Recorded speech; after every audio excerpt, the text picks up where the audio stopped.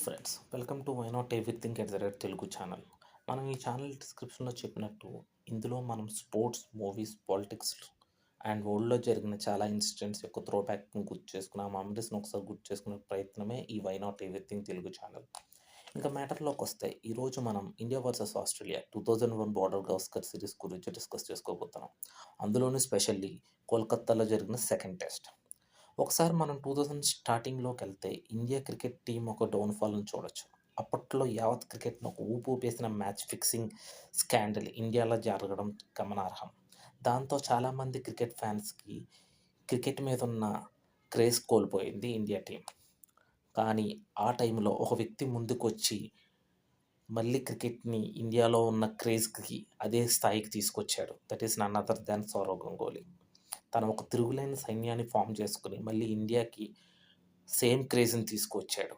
ఇంక ఈ సిరీస్ విషయానికి వస్తే ఆస్ట్రేలియా టీం వరల్డ్లోనే బెస్ట్ టీం. ఆ టైంలో వరుసగా 15 టెస్టులు గెలిచి ఇండియాకు వచ్చి ఆ 2001 బార్డర్ గవాస్కర్ సిరీస్ ట్రోఫీలో 16 టెస్ట్ కూడా గెలిచింది. దాంతో 16 టెస్ట్స్ గెలిచి ఇంకా 17th 18th టెస్ట్ గెలిచి సిరీస్ని క్లీన్ స్వీప్ చేసి ఇండియాలోనే బీట్ చేసామన్న ఇదిలో ఉన్న ఆస్ట్రేలియాకి మన వాళ్ళు చాలా గట్టిగా షాక్ ఇచ్చిన మ్యాచే, చరిత్రలో క్రికెట్ హిస్టరీలోనే నిలబడిపోయిన మ్యాచే ఈ కోల్కతా టెస్ట్ మ్యాచ్. ఇంకా ఈ ఆస్ట్రేలియా యాటిట్యూడ్ పరంగా చూసుకున్న చాలా వర్స్ట్ టీం. క్రికెట్లోనే ది బెస్ట్ టీం అంటారు టాలెంట్ పరంగా, కానీ స్పోర్ట్స్ మ్యాన్షిప్లో చాలా చిన్నగా ఉన్న టీం ఈ ఆస్ట్రేలియా టీం. వీళ్ళకి ఎలా గెలిచామన్నది ఇంపార్టెంట్ కాదు, ఎండ్ ఆఫ్ ద డే గెలిచామా లేదా అన్నది ఇంపార్టెంట్. అది స్లెడ్జింగ్ చేసైనా, పర్సనల్గా టార్గెట్ చేసైనా, ఎలా చేసైనా మ్యాచ్ని గెలవాలి. ఇంకా ఈ సిరీస్కి ముందు వాళ్ళు మైండ్ గేమ్ని స్టార్ట్ చేశారు, ఎస్పెషల్లీ మన కెప్టెన్ సౌరవ్ గంగూలీ మీద. ఆ టైంలో సౌరవ్ గంగూలీ ఒక పర్సనల్ కాంట్రవర్సీలు ఇరుక్కున్నాడు. సమ్ బెంగాలీ యాక్ట్రెస్తో ఏదో కనెక్షన్స్ ఉన్నట్టు మీడియా ద్వారా బయటకు వస్తే అప్పుడు ఆస్ట్రేలియా సీనియర్ ప్లేయర్ ఒక అతను ఇయాన్ చాపెల్ గంగూలీ మీద కామెంట్ కూడా చేశాడు. గంగూలీ చాలా తప్పుడు నిర్ణయాలు తీసుకున్నాడు, ఫీల్డ్లోనే కాదు పర్సనల్గా కూడా. దానికి మన గంగూలీ చాలా గట్టిగా కౌంటర్ ఇచ్చాడు. నేను క్రికెట్ పరంగా చాపెల్ చెప్పింది నేను కూడా అంగీకరిస్తాను, కానీ తనకు తెలియని దాని గురించి తను మాట్లాడడాన్ని మాత్రం నేను ఖండిస్తానని కూడా చెప్పాడు. ఇంక ఇలా పక్కకు వస్తే ఆ టెస్ట్‌కు ముందు ఒకసారి మన టీమ్స్ 2 కంపేర్ చేస్తే సచిన్ టెండూల్కర్ తప్ప ఇంకెవరు 50 టెస్ట్ మ్యాచెస్ కన్నా ఎక్కువ ఆడలేదు మన టీం. ఒక పక్కన ఆస్ట్రేలియా టీం ఫుల్ ఎక్స్‌పీరియన్స్‌తో తలపండిపోయిన టీమ్స్‌తో ఈ మ్యాచ్‌లోకి దిగారు. ఇంకా మ్యాచ్ స్టార్ట్ అయ్యే టైంకి ఆస్ట్రేలియా టాస్ గెలిచి బ్యాటింగ్ ఎంచుకున్నారు. యాజ్ యూజువల్‌గా శ్రీనాథ్ ఇంజ్యూరీ అవడం వల్ల సౌరవ్ గంగూలీ ఆ రోజు వన్ ఆఫ్ ద పేసర్ కింద బౌలింగ్ చేయాల్సి వచ్చింది.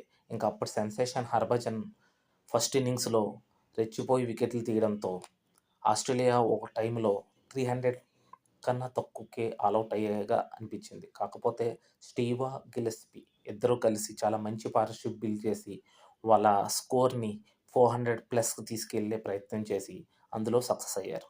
ఇంకా తర్వాత బ్యాటింగ్కి వచ్చిన ఇండియా 171 పరుగులకే ఆల్అవుట్ అయిపోయి ఫాలో ఆన్లో కూడా ఉంది. లక్ష్మణ్ తప్ప ఇంకెవరు 50+ కూడా చేయలేకపోయారు. దాంతో ఆస్ట్రేలియా వాళ్ళకి ఫుల్ కాన్ఫిడెన్స్ వచ్చి మన ఇండియాని మళ్ళీ బ్యాటింగ్కి ఇన్వైట్ చేసింది. దీంతో మ్యాచ్ గెలిచేసి సిరీస్ కూడా గెలిచేస్తే ఓ పని అయిపోద్ది అనుకున్న కాన్ఫిడెన్స్లో ఉన్నారు.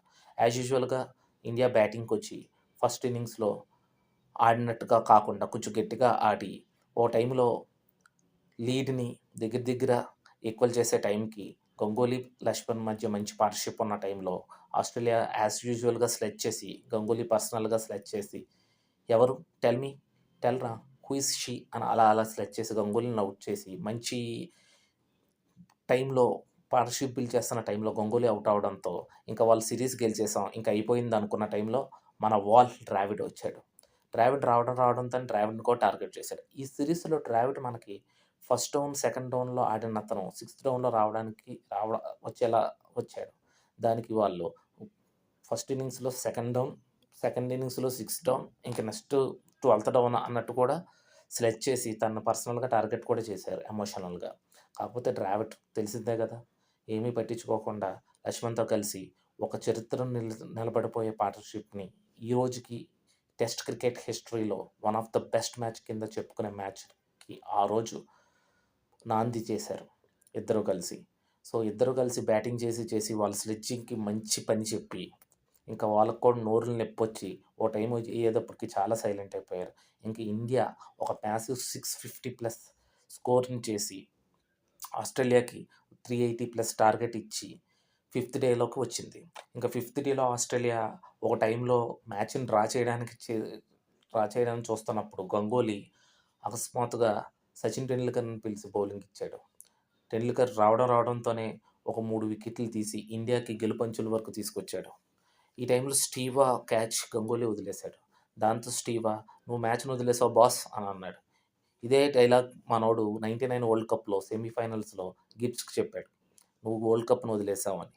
సేమ్ అదే తరహాలో గంగూలీకి కూడా చెప్పాడు. కాకపోతే ఆ తర్వాత వెంటనే మళ్ళీ స్లిప్‌లో స్టీవా ఔట్ అవ్వడంతో అప్పుడు ద్రావిడ్ వచ్చి స్టీవాతో "ఇప్పుడు మ్యాచ్ ఎవరు వదిలేసారు" అని చాలా వెటకారంగా అన్నాడు. దాంతో స్టీవా ఏం చేయలేక ఎళ్ళిపోయాడు.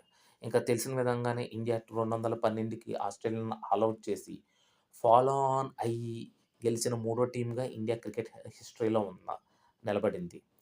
అంతేకాకుండా ఆస్ట్రేలియా ఒక 16 విన్నింగ్ స్ట్రీక్‌ని కూడా ఆపి అప్పట్లో ఏ టీము చేయలేన ఘనతని మన ఇండియా సాధించింది.